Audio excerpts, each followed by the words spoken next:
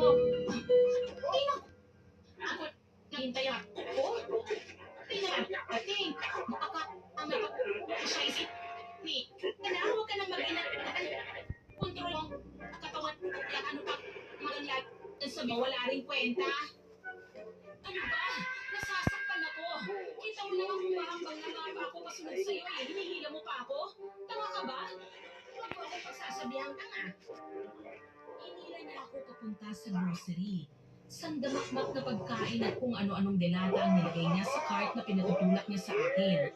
Mabigat sa loob kong pagmasdan siyang ginagastos ang perang pinaghirapan ko, pero kailangan kong magpasensya.